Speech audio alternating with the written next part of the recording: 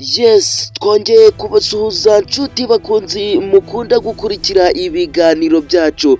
Nizere ko rwose kuri uyu munsi muri buze kuba mwaryoherwa n'aya makuru tubazaniye. Ni amakuru ya hatari ari kuvugwa mu ikipe ya Rayon Sport. Ni iki kiri kuvugwa aka kanya? Kuri ubu ngubu ikipe ya Rayon Sport imaze kuba yasinyisha umukongomani ukomeye guturuka mu ikipe ya Central wa Rupapu. Rwose uyu mukinnyi imaze kumusinyisha biri direct, biri official hariya rwose muri iki gitondo.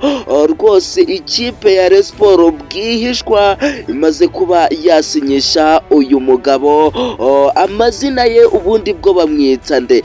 Ndagira ngo ukande subscribe ubundi bwo nkugarukire kuri aya mazina kuko rwose ni amazina akomeye, ni amazina bisaba kubanza ukayasoma neza ubundi bwo twizamukire n'iki kiganiro cy'uyu musore ukomeye. Nizere ko turi buze kuba twabana muri iki kiganiro kuko mbafitiye undi rutahizamu rwose. Ikiganiro kijya kurangira ndababwira rwose undi rutahizamu ukomeye ikipe ya Rayon Sport iri gushaka w'umugande. Rutahizamu rwose urabuturutse mu ikipe ya KCCA. Reka tube twakizamukira n'uyu mukinnyi wacu w'umukongomani. Bivugwa ko rwose amaze kuba yabirangiza rwose, yasinya yatereka umukono ku masezerano. Bamwita nde? Bamwita Mumbutu Mbariki Shake. Mumbutu Mbariki Shake, uyu mukinnyi rwose w'umukongomani biravugwa ko rwose tayari muri iki gitondo amaze kuba yatereka umukono ku masezerano ya ekipe ya Rayon Sport. Uyu Mumbutu Mbariki Shake rwose apima metero 1 na santimetero 79, ibiro 75, imyaka 24 y'amavuko.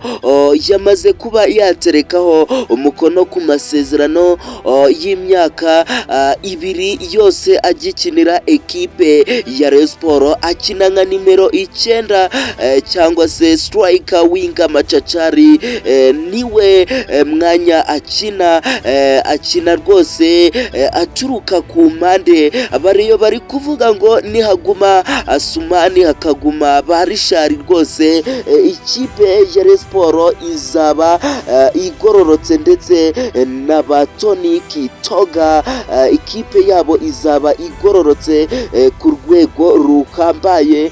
Bityo niyo mpamvu iri kugomeza kugura abandi bakinyi bagiye batandukanye nk'uwo tugiye kuba twababwira umugande kabuhariwe guturuka mu ikipe ya KCCA.